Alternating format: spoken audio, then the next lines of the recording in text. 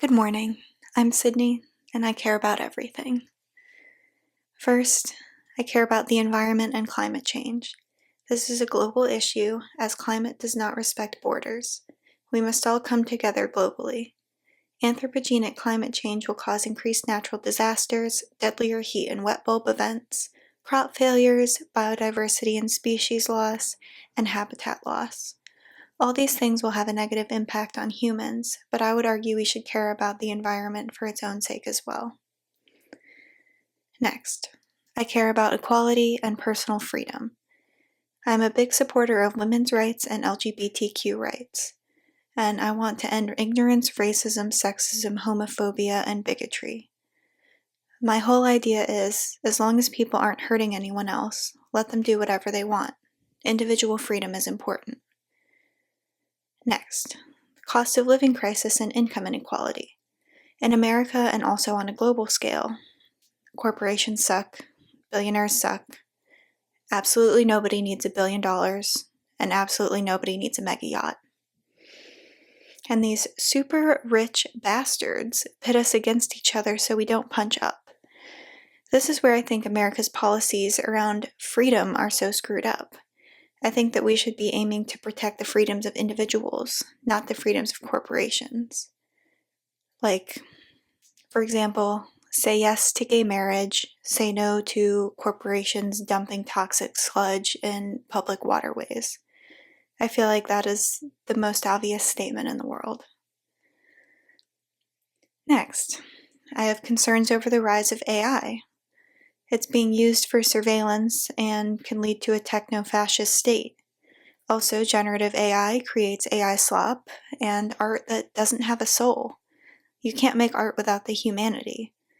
Also, people are becoming stupider when they use it, and some people are even developing emotional dependency on these language models instead of creating community with other real humans around them.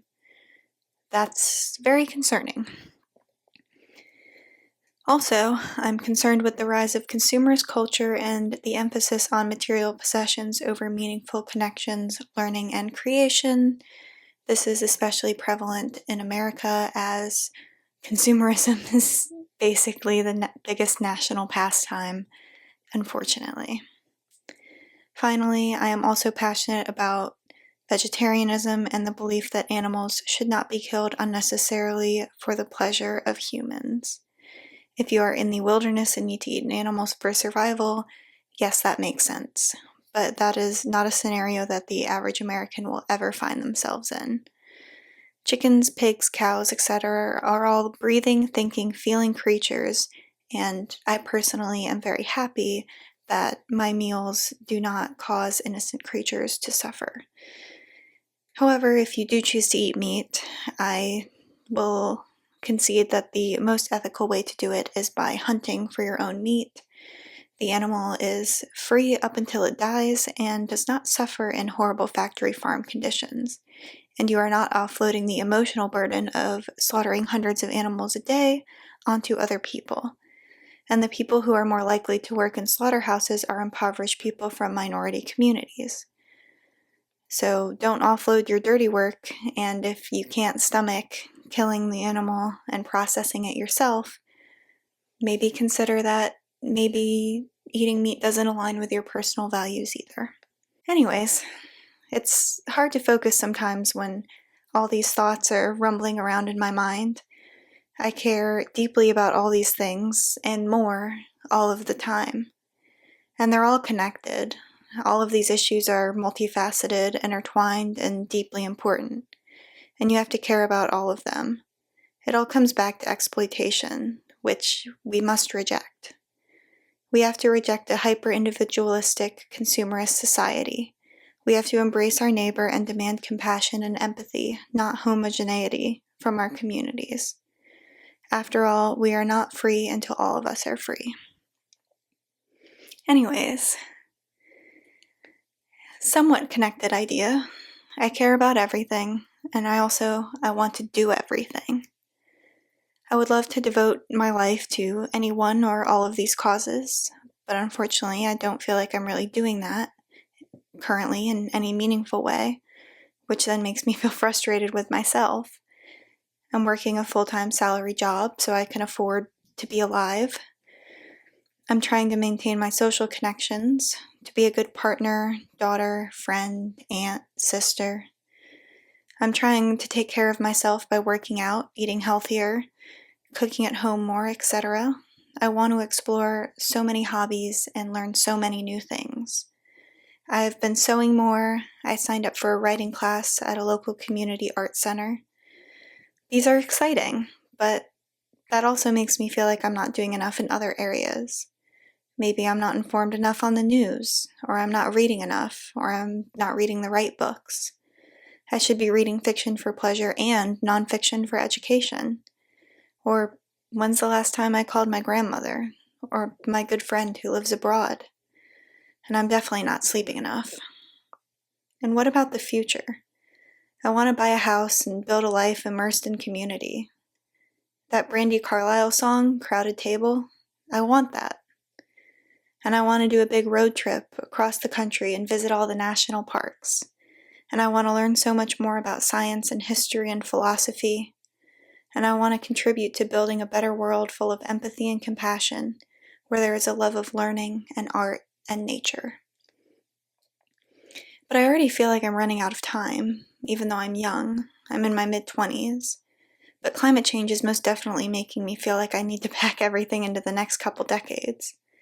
We have so many clear signs of the problems that will affect our future and are already impacting the present. Extreme weather, drought, food shortages, water bankruptcy, climate refugees and resource shortages exacerbating global conflicts. I even saw a new study that came out about carbon dioxide reaching toxic levels in the atmosphere in the next 50 years. That sucks. And that will be in my generation's lifetime, and definitely that of our children. I'm not personally having biological children, but I still want to leave the absolute best planet behind for future generations.